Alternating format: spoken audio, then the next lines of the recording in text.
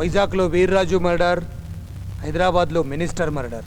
ఈ రెండు చేసిన వాడు ఒక హార్డ్ కోర్ క్రిమినల్ అయి ఉంటాడు అనుకున్నాను. కానీ అతని బిహేవియర్ చూస్తుంటే ఏమైంది? అసలు ఏం జరిగింది?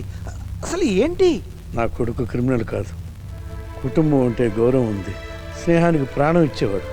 బుజ్జి అనే అమ్మాయిని ప్రేమించానన్నాడు. పెళ్లి చేసుకుంటానన్నాడు.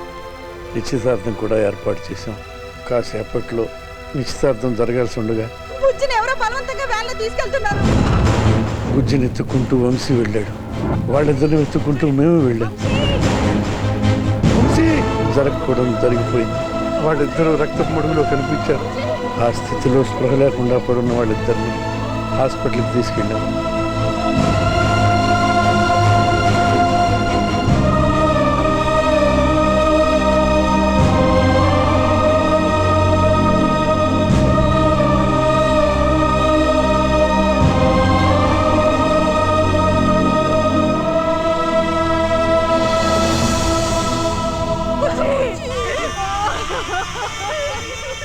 పీటల మీద కూర్చోబెట్టాల్సిన అమ్మాయిని పాడ మీద పడుకోబెట్టాల్సి వచ్చింది.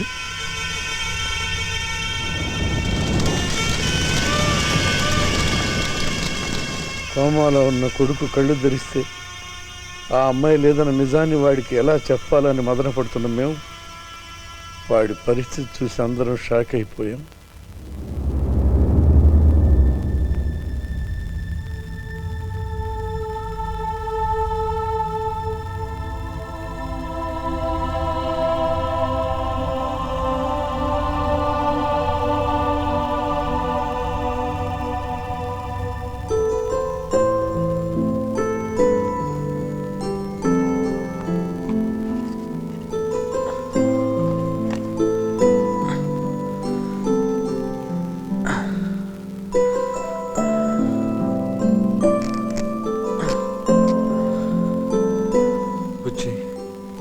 మనం చాలా కలలు కంటాం, అవన్నీ నిజం అవ్వాలని లేదు.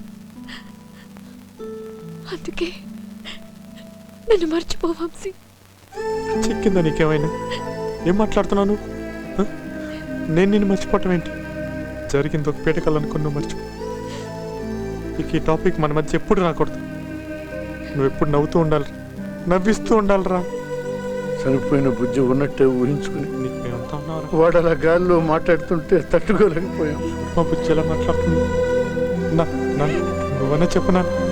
తనకి మనం అందరూ ఉన్నారు చెప్పండి. కొద్దిగా చెప్పుకోదు. ఏం చెప్పాలో తెలియదు, ఎలా ఓదార్చాలో తెలియదు. డాక్టర్ దగ్గరికి వెళ్ళాం. He is suffering from visual hallucination, part of schizophrenia. మనం ఎక్కువగా ఇష్టపడే వ్యక్తులు మనకు దూరమైనప్పుడు తట్టుకోలేని మానసిక స్థితి.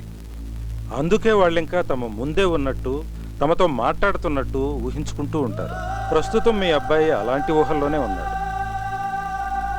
ఈ కండిషన్లో వంశీకి నిజం తెలిస్తే వాడు మాకు దక్కడని డాక్టర్ చెప్పాడు. వెంటనే మాకు రాఘవ్ గుర్తుకొచ్చాడు. వాడికి ఫోన్ చేశాం.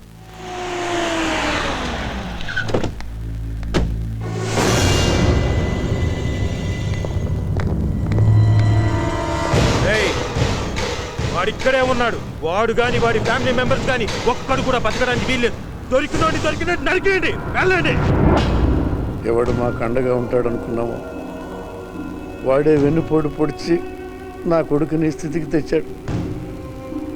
రాఘవ మనుషులు దొరకకుండా ఉండాలని, నా కొడుకును బతికించుకోవాలని మేమంతా ఊరు విడిచిపెట్టి వెళ్ళిపోయాం. కొడుకు కోలుకుంటున్నాడన్న ఆనందంలో ఉంటే ఓ రోజు కనిపించకుండా ఎక్కడికో వెళ్ళిపోయాడు. ఆ మరుసటి రోజే వైజాగ్లో వీర్రాజు హత్య జరిగింది. అప్పుడు అర్థమైంది మాకు, ఆ కొడుకు యజ్ఞం మొదలెట్టాడని, వాడి యజ్ఞానికి మేము అడ్డు కాకూడదని దూరంగా ఉండిపోయాం. అంటే వీటన్నిటిని మీరు సమర్థిస్తున్నారా? నేనొక్కడనే కాదు, మేము కూడా. మా బాబాయ్ చేసింది కరెక్ట్. ఏంటి? చచ్చిపోయిన వాడి గర్ల్ ఫ్రెండ్ బతికే ఉన్నట్టు ఊహించుకొని గాల్లో మాట్లాడుతున్నాడా? సబాష్, ఇదిరా న్యూస్ అంటే. పాపం, వాడి గర్ల్ ఫ్రెండ్ చచ్చిపోయింది. వీడిక్కడుండి ఏం చేస్తాడు? వీడిని అక్కడికే పంపించేస్తే పోలా? అది నువ్వే చెయ్యాలి. కానీ ఒక్క విషయం, ఎన్కౌంటర్ చేసే ముందు ఒక్కసారి నాతో ఫోన్లో మాట్లాడించు. పిలిచి పిండం పెట్టించుకోవడం అంటే ఇదే. ఏయ్,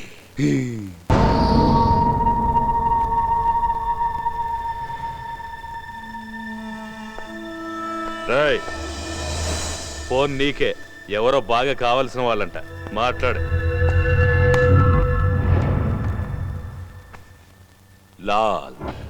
లాల్ మహంకాళ్ నాతో పెట్టుకుంటే ఎవడి పనైనా ఖాళీ. చంపాలి అని కాళ్ళకి కత్తులు కట్టుకుని తిరిగావు కదరా, ఇప్పుడు నువ్వే కొన్ని నిమిషాల్లో చావబోతున్నావు. ఆ 4 గోడల మధ్య నీకు కోరి. నువ్వు చచ్చిపోతే నీ బుజ్జినెవరు చూసుకుంటారని వరియా? నీకు ఆ భయమే అక్కర్లేదు, మేమున్నాం కదా, చాటుగా ఉంచుకుంటావు. రే తమ్ముడు, ఓల్డ్ ప్యాసింజర్లం కదా, నువ్వే దిగులు పడకుండా హ్యాపీగా చచ్చిపో.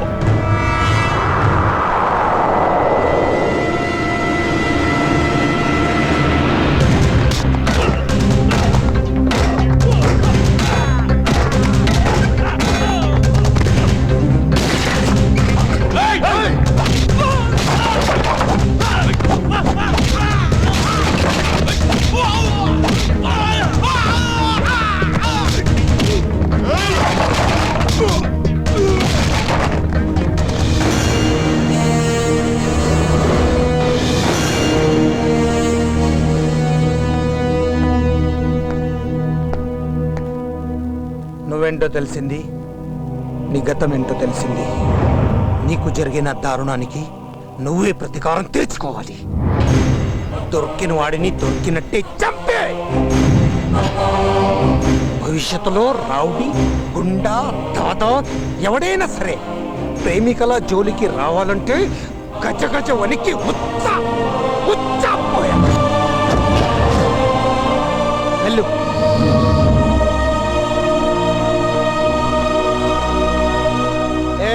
కానిస్టేబుల్స్ బాగా తిన్నట్టున్నారు, లేవండి.